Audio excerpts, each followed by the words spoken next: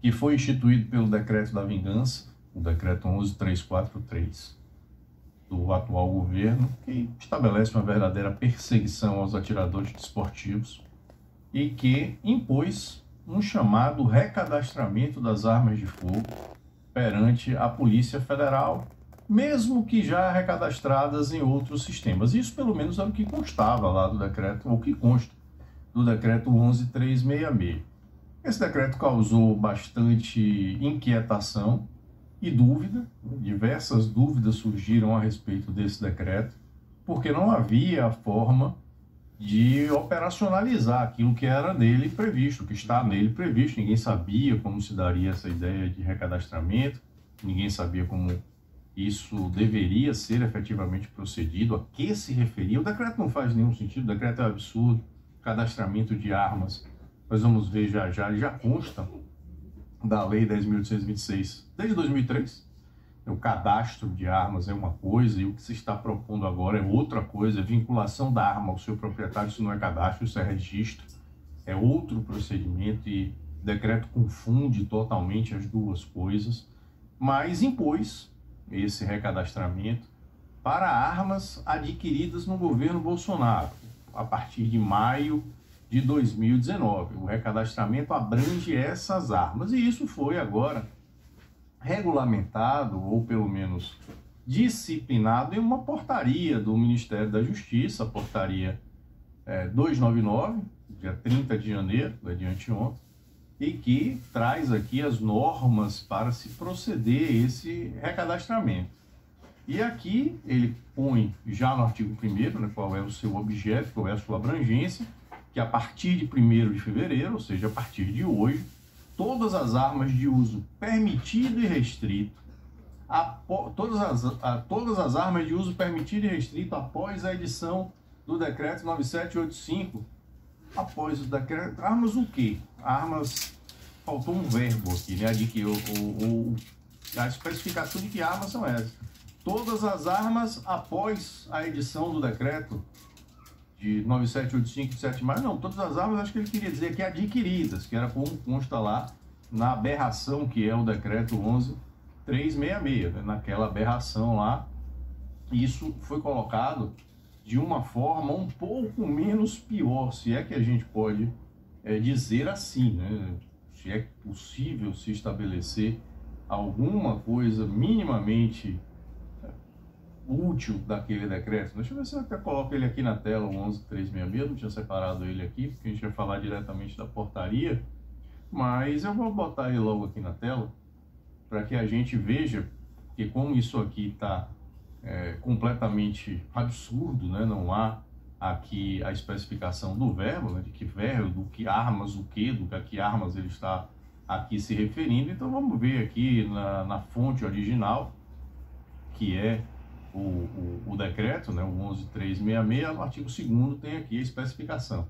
As armas de fogo de uso permitido e restrito adquiridas a partir da edição do decreto 9785, foi isso que faltou aqui na portaria de agora, né? Suprimiram essa menção a dizer armas o quê? Então são as armas adquiridas, serão cadastradas no Sistema Nacional de Armas em meio eletrônico disponibilizados pela Polícia Federal, ainda que já registradas em outros sistemas.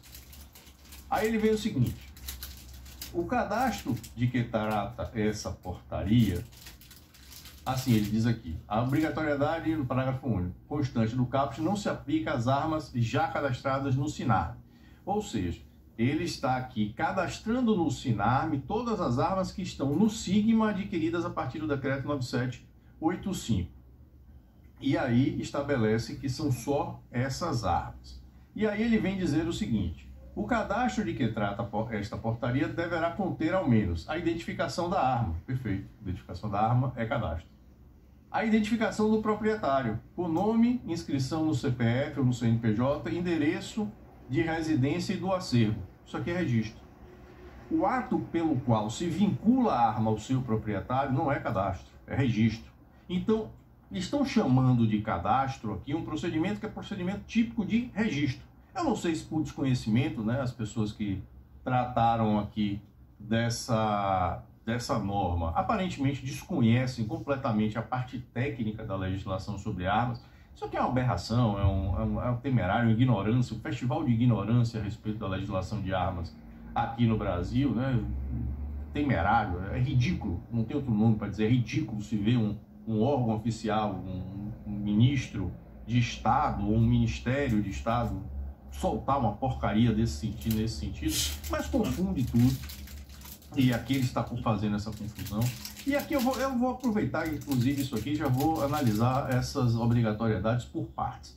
Primeiro, o decreto é absolutamente inconstitucional e ilegal. É o que eu falo todo dia. A portaria que regulamenta a aplicação do decreto não vai fugir dessas inconstitucionalidades e ilegalidades. Por que logo de cara inconstitucionalidade? Qual a razão de se estabelecer a segmentação dessas armas como aquelas adquiridas após o decreto 9785?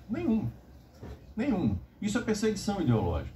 Isso torna o ato não impessoal, mas direcionado a um segmento específico. Se quer perseguir ideologicamente os indivíduos que adquiriram armas no governo anterior, associando-os a esse governo e, portanto, eleitos como inimigos e dignos de uma perseguição, e direcionou-se um ato administrativo, porque um decreto ele tem as formalidades, as necessidades de validade que são típicas dos atos administrativos, porque embora ele tenha uma regulamentação ou uma característica, uma natureza jurídica legal, né, ele é considerado norma legal, ele é norma legal em sentido lato, não em sentido estrito, porque ele não passa por um processo legislativo. Então ele é um ato unilateral do chefe do Poder Executivo e, como tal, precisa se submeter aos requisitos de validade. Quais são alguns dos requisitos de validade do ato administrativo? Impessoalidade e motivação. Qual é a motivação? Para que sejam apenas essas armas, as adquiridas depois de 2019. Por quê? As armas anteriores estão na exata mesma situação. Por que só essas? Porque há um direcionamento. Há um direcionamento ideológico para se fazer perseguição. E de direcionamento ideológico para se fazer perseguição afasta a impessoalidade do ato. O ato deixa de ser impessoal. Ele passa a ser direcionado, a se utilizar do ato administrativo para perseguir um segmento, um grupo ideologicamente desalinhado. Isso já mata a validade do ato, a constitucionalidade do ato vai para o espaço. Já não se poderia trazer isso de forma absolutamente nenhuma, né? De modo, é absurdo que se faça isso. E ainda se tem já de início, né? A gente vai ver logo, vamos prosseguir aqui na análise dessa portaria para que a gente veja mais alguns outros absurdos.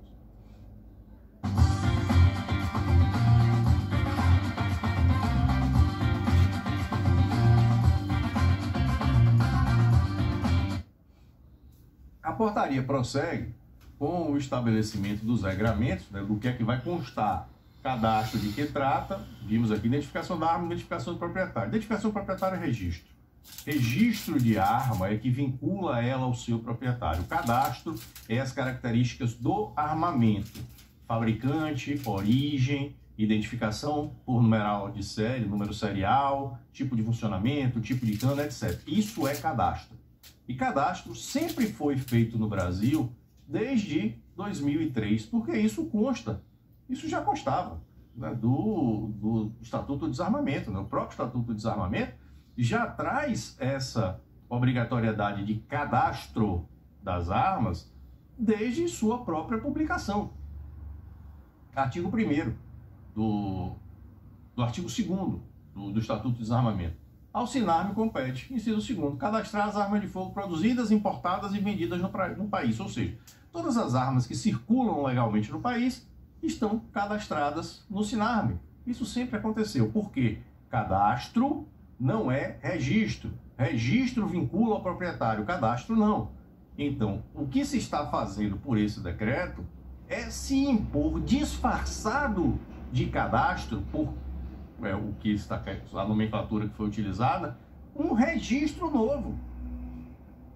Porque o ato que vincula, repito, a arma ao proprietário é registro, não é cadastro. E registro de arma não segue as mesmas regras do cadastro. E a gente vai ver isso já já. a gente vai ver, João, onde está mais uma vez essa aberração aqui, a partir dessa portaria que nós vamos identificando. Vamos aqui prosseguir na portaria. O cadastro que se refere à portaria não se confunde com a comprovação dos requisitos para obtenção de porte ou posse de arma, nem o cumprimento de outras medidas da Lei 10.826, ou seja, não se trata de registro, mas é registro porque vincula ao seu proprietário. O cadastramento, artigo 3º, deverá ocorrer em até 60 dias a partir de 1º de fevereiro de 2023. Já se contrapõe aos termos do próprio decreto. O decreto estabelecia 60 dias a partir da sua publicação. A publicação do decreto foi em 1º de janeiro. Agora o sistema só está disponibilizado um mês depois. E aí a portaria traz um prazo diferente do prazo do decreto. É 60 dias a partir de hoje. Não é mais da publicação do decreto. As armas, inciso 1º, de uso permitido, serão cadastradas em sistema informatizado disponibilizado pela Polícia Federal.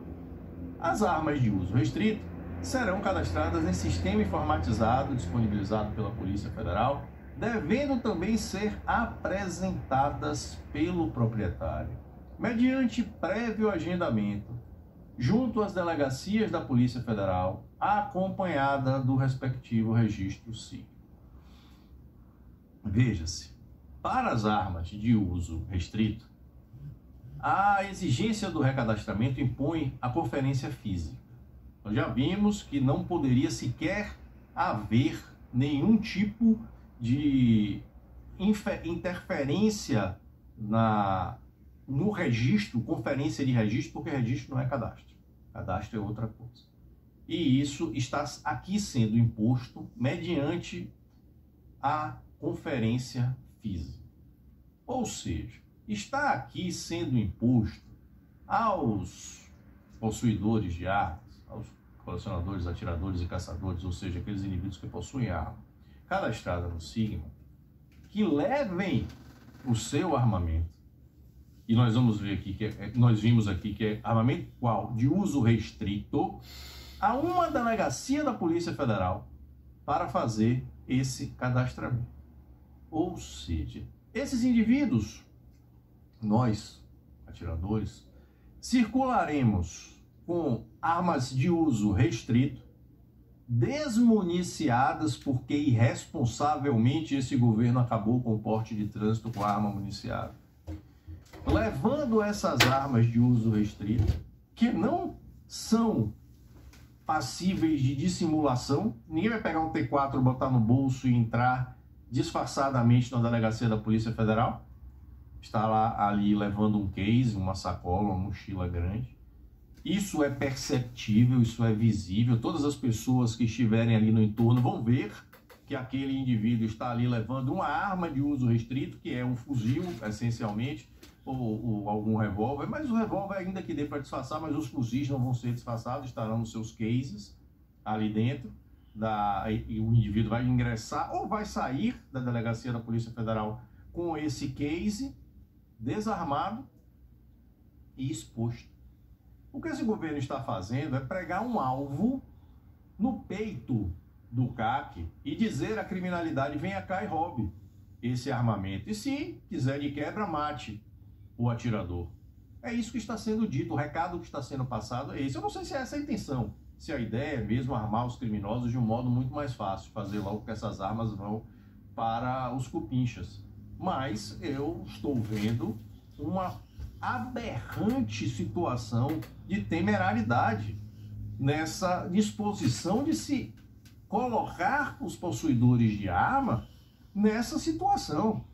Eles vão circular com armas desmuniciadas e vão para uma delegacia de Polícia Federal onde todo mundo está vendo? Será que não se sabe sequer a realidade dessas delegacias? Muitas delas ficam na via pública, no meio da rua. Não tem nem pátio para estacionar. Aliás, tem um documento, inclusive, de um delegado que, já preocupado com essa situação, pediu permissão para que os CACs adentrassem ao pátio da Polícia Federal para poder diminuir os riscos. Um delegado aqui consciente, ele fez aqui um pedido para que sejam adotadas as medidas necessárias junto à delegacia para que os mesmos, né, que são aqui os CAC, né, possam ingressar com seus veículos particulares nessa superintendência regional. Uma forma de tentar minimamente minimizar, né, desculpem aí pela redundância, mas tentar um pouco minimizar os riscos da exposição desses atiradores que vão se submeter a esse procedimento temerário. Isso é absolutamente temerário, isso é um convite a que essas armas sejam roubadas. É isso que está sendo feito aqui.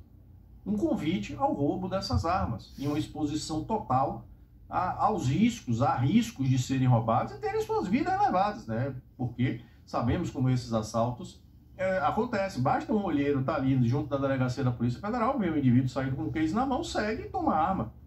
É isso que se quer? O propósito é esse? Facilitar que essas armas sejam transferidas à criminalidade? Isso é absurdo. Isso é absurdo. E outra, né? Já aqui uma outra questão. Nós já vimos que o que está sendo feito aqui não é cadastro, é registro, porque vincula ao proprietário. E registro de arma de uso restrito não tem nada a ver com a Polícia Federal. A Polícia Federal cadastra as armas, que é lá o banco de dados que mantém das armas. Mas a Polícia Federal não tem ingerência absolutamente nenhuma sobre arma de uso restrito. As armas de fogo de uso restrito serão registradas no comando do Exército, na forma do regulamento dessa lei. Cadastro é banco de dados. Então, se a Polícia Federal quiser, ela vai lá, pega o banco de dados do Exército, faz lá o cadastramento de todas as armas. Isso está lá, não tem problema. Agora, registro, que é o que você está aqui impondo, a vinculação da arma ao proprietário, isso aqui é competência exclusiva do Exército. Não sei se o governo quer humilhar as Forças Armadas, tomando dela uma atribuição que é sua, talvez seja esse o propósito. Elegeu-se também as Forças Armadas como inimigas e agora vem o gesto de humilhação, tirar das Forças Armadas uma atribuição que é sua, que por lei é sua, mas aqui nós estamos vendo que decreto passa por cima de lei e que agora portaria passa por cima de lei. Então pode ser que isso seja uma estratégia justamente de vingança ou do que quer que seja, algum tipo de humilhação para as Forças Armadas. Aqui a gente tem parágrafo único do artigo 3º. As armas de uso restrito pertencentes a colecionadores, atiradores e caçadores, para cumprimento do disposto no inciso 2º deste artigo, deverão estar acompanhadas de guia de tráfego expedidas pelo Comando do Exército. Lembrando que a guia de tráfego era um documento que não existia, porque para o transporte desmuniciado não se exigia guia de tráfego, então as armas de uso restrito, como não podiam ser portadas, porque as armas longas, né, de uso restrito, não podiam ser portadas, porque não estavam incluídas no porte de trânsito. Então elas não tinham guia de tráfego. Como é que essas armas hoje, muitos proprietários não têm guia de tráfego, e o Exército não está emitindo essas guias. Como é que ele vai ter a guia dessas armas? Nos termos do artigo 24 da lei, né? Nos artigos 9 e 24 que tratam da guia de tráfego. Você vai usar a guia de tráfego para levar a arma à delegacia da Polícia Federal e vai lá levar o convite para o criminoso de roubar. É isso que está aqui colocado. Agora, o mais surreal dessa portaria é o que está aqui no artigo 4º. O não cadastramento das armas na forma desta portaria sujeitará o proprietário à apreensão do respectivo armamento por infração administrativa, sem prejuízo de apuração de responsabilidade pelo cometimento dos ilícitos previstos nos artigos 12, 14 e 16 da Lei 10.826. Posse ilegal de arma, porte ilegal de arma de uso permitido, porte ou posse ilegal de arma de fogo de uso restrito, artigo 16. Isso não tem a menor compatibilidade legal. Isso é um absurdo, uma excrescência jurídica. O que se está fazendo aqui é se estabelecer um registro novo, disfarçado de cadastramento, e que, por decreto, teria anulado o registro anterior, que só pode ser estabelecido por lei. O que autoriza alguém a manter uma arma sob sua posse é o registro, o certificado de registro de arma de fogo, previsão expressa do Estatuto do Desarmamento, o famigerado Estatuto do Desarmamento, que aqui em seu artigo 5º dispõe expressamente ser este o documento que autoriza, que torna a posse da arma regular. Está aqui o certificado de registro de arma de fogo com validade em todo o território nacional, autoriza seu proprietário a manter a arma de fogo exclusivamente no interior de sua residência ou domicílio, ou dependência desses, ou ainda do seu local de trabalho, desde que seja ele o titular ou responsável legal pelo estabelecimento ou empresa. O que autoriza isso é o CRAF, é o Certificado de Registro de Arma de Fogo. Não é cadastro, não é recadastramento. E um recadastramento instituído por decreto não pode afetar a validade do registro. Um registro é um ato jurídico perfeito que se dá dentro de um processo administrativo. A cassação do registro pressupõe também um processo administrativo. E esse processo administrativo precisa contar com contraditório e ampla defesa. Tem que se ouvir o titular do registro para o caso de se cassar esse registro. Então essa ideia translocada aqui de apreensão da arma é absurda. É absurda porque esse recadastramento, já que estão chamando de recadastramento, não afeta a validade do registro. E se não afeta a validade do registro, a arma vai ser apreendida por quê? Que infração administrativa, se não existe essa obrigação? Se essa obrigação é a perseguição ideológica instituída agora por esse governo para, na visão dele, atingir quem foi apoiador do ex-presidente da República. Não há margem para isso. Não há nenhuma margem para isso. Isso é absurdo. É completamente absurdo. Não há espaço jurídico nem para explicar uma aberração dessas. Mas aqui está colocado.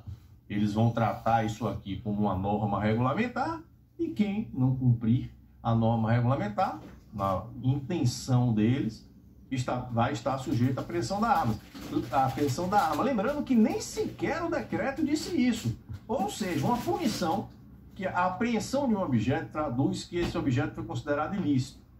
Em algum momento ele foi considerado ilícito e por isso ele vai ser apreendido. É uma sanção que tem, então, natureza penal, porque ela impõe um perdimento, uma punição ao indivíduo que descumpre uma norma administrativa. E agora nós estamos vendo uma punição de natureza penal que só pode ser instituída por lei, sendo instituída por portaria. É uma subversão absurda da hierarquia das normas. É como se criar um crime por portaria. Está se criando um crime por portaria, é o que está fazendo aqui. Deixar de cadastrar a arma vai sujeitar o indivíduo a se submeter à possibilidade de caracterização dos crimes de posse ou porte ilegal de arma trazidos em uma portaria. Ele continua com seu registro válido, então o registro está lá, está válido. A lei diz que o registro autoriza ele a manter a arma sob sua posse, mas vem uma portaria, inventa um procedimento translocado, puramente persecutório, e a partir da eventual não satisfação desse procedimento, vai aplicar uma sanção de natureza penal. Então é o direito penal criado por portaria. É esse o surrealismo jurídico que nós estamos enfrentando hoje no Brasil. É isso. É esse tipo de coisa. Absurdo. Juridicamente absurdo, mas está aqui colocado. E a gente vai ver um pouquinho lá na frente qual é o problema disso. Alguém já parou para te contar tudo que você precisa saber sobre dinheiro? Quem me dera alguém tivesse me dado as dicas que eu dei lá no Rico Awards.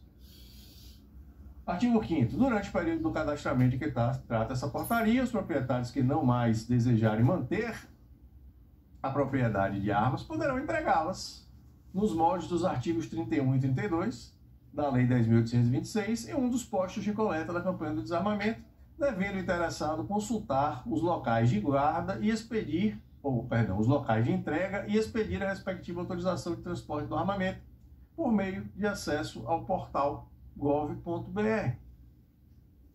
Precisa explicar aqui que isso aqui está sendo utilizado como meio coercitivo de tomar as armas de quem tem.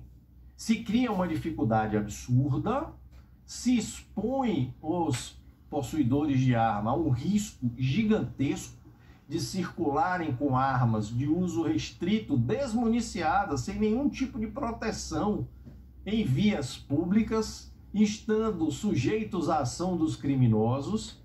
E aí Se esse indivíduo reclamar, o governo diz assim: não, então você pode ir na delegacia e deixa a sua arma lá, entrega. Pronto, está resolvido o seu problema. É isso que se quer. É um meio coercitivo que não deixa de ser covarde, porque é não assumir o que se está fazendo, mas é um modus que está aqui sendo empregado para se forçar a entrega dessas armas. O indivíduo, diante de todos os riscos, ele vai ter a opção que vai ser dada pelo governo, chega lá e entrega a sua arma, deixa lá, aí você se livra do risco. É óbvio que isso aqui também está sendo utilizado como uma coerção, uma coação moral, com reflexo criminoso, porque o indivíduo pode ter a sua vida colocada em risco se não o fizer, e aí muitos podem optar por entregar sua arma nas campanhas de desarmamento. E aí o artigo 6º diz que o prazo estabelecido para cadastramento não constitui nova oportunidade, não é anistia, né? Só diz aqui que não é anistia, e isso aqui já estava, aí ninguém pensou que fosse anistia. Então, ou seja, nós estamos aqui diante de um procedimento criado sem nenhum respaldo legal, atingindo armas que não estão na competência da Polícia Federal, confundindo o que é cadastro com o que é registro, porque cadastro de arma é banco de dados, e o que se está fazendo aqui é vincular a arma ao proprietário, que é característico do registro. Os registros não são afetados, e mesmo sem os registros afetados, tem uma portaria criando uma sanção de tomada dessas armas. Se alguém conhece um surrealismo jurídico mais profundo do que esse, eu não... Nem Kafka, no clássico Processo, não consegue imaginar algo dessa natureza. Daqui uns dias, algum ministro vai colocar um bilhete num guardanapo e quem não cumprir vai ser preso. Porque é só o que falta. É só o que falta aqui no Brasil. Tem solução para essa aberração? Bom, em tese, a solução para esse tipo de coisa pode vir de dois caminhos. Caminho judicial, contestar essas normas, que são aberrações no judiciário, para que essas normas fossem imediatamente suspensas. Inclusive essa portaria, logo de início, isso poderia ser, inclusive na própria Justiça Federal, uma portaria conjunta, mas isso vai ser atraído para o STF, mas isso poderia ser feito. Só qual é o problema? Nós tivemos, no cenário atual, já provocações ao Supremo Tribunal Federal a partir da publicação desse decreto. É uma precipitação que foi feita já no dia que o decreto foi publicado. Um advogado entrou com mandado de segurança no Supremo Tribunal Federal para não recadastrar suas armas. Ele entrou com mandado de segurança no dia em que o decreto foi publicado. E um mandado de segurança não era nem de longe o instrumento processual adequado para contestar uma norma dessa, né? O mandado de segurança ele não serve para atacar lei em tese, norma jurídica em tese. O mandado de segurança só pode ser utilizado para atos concretos de afetação objetiva do indivíduo. Inclusive, existem técnicas para se redigir mandado de segurança quando é um mandado de segurança que vai atacar um ato mais genérico, apontando objetivamente no que, em concreto, há a afetação pessoal do requerente. Aparentemente, isso não foi observado pelo autor desse mandado de segurança, que resultou na negativa de seguimento a ele. Só qual foi o problema? Quando ele distribuiu o mandado de segurança, que é esse mandado de segurança, o 38933, é esse o mandado de segurança aqui, que caiu sob a relatoria do ministro Gilmar Mendes, se fixou a competência do ministro Gilmar Mendes para esse tema. O ministro Gilmar Mendes recebeu esse mandado de segurança, analisou, disse que não era caso de mandado de segurança, porque atacava-se lei em tese, e ele deixa aqui bastante claro na sua decisão que era um ataque à legislação em tese. Mas, além de dizer isso, ele registrou um posicionamento quanto ao mérito. Um absurdo jurídico, mais um, que é um pré-julgamento da matéria. Ele traduz um pré-julgamento da matéria.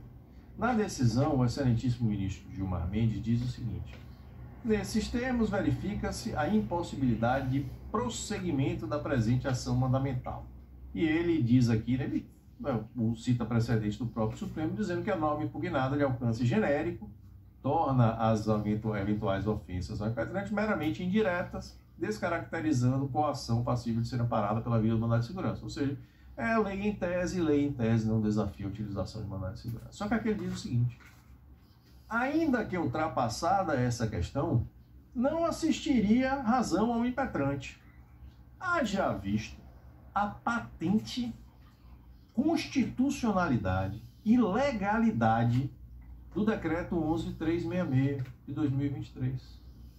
Na hipótese, entendo que o presidente da República, ao editar o referido decreto, agiu dentro da competência prevista no artigo 84, caput, inciso 4 da Constituição Federal, e não restou configurada qualquer extrapolação do ato regulamentar. Ao contrário, o decreto leva a sério o dever de proteção à vida, bem jurídico fundamental, cuja centralidade no nosso ordenamento dispensa maiores desenvolvimentos argumentativos. Dispensa não, isso aqui é ideologia pura. Mas veja-se o que é que está aqui sendo feito. Um ministro, ao negar seguimento ao mandado de segurança por uma questão processual, que era a utilização dele contra a legislação em tese, antecipou o seu posicionamento e já disse de antemão que o decreto 11.366, mesmo suspendendo uma atividade esportiva e contrariando o artigo 217 da Constituição Federal manifestamente, mesmo trazendo em si imposições que a lei não estabeleceu, transferindo o órgão de controle de arma do Exército para a Polícia Federal, ao arrepio da lei que nós vimos, mesmo diante de todas essas aberrações, o ministro antecipa a sua compreensão sobre o tema e diz que o decreto é totalmente legal e constitucional. Já está lá o seu posicionamento. Qual é o problema disso? É porque todas as outras ações agora serão distribuídas a ele. Esse mandado de segurança estabeleceu a prevenção do ministro. E, inclusive, nós tivemos já uma ADI, uma primeira ação direta de inconstitucionalidade, que foi proposta pelo Instituto Brasileiro de Tiro, atacando o decreto, já foi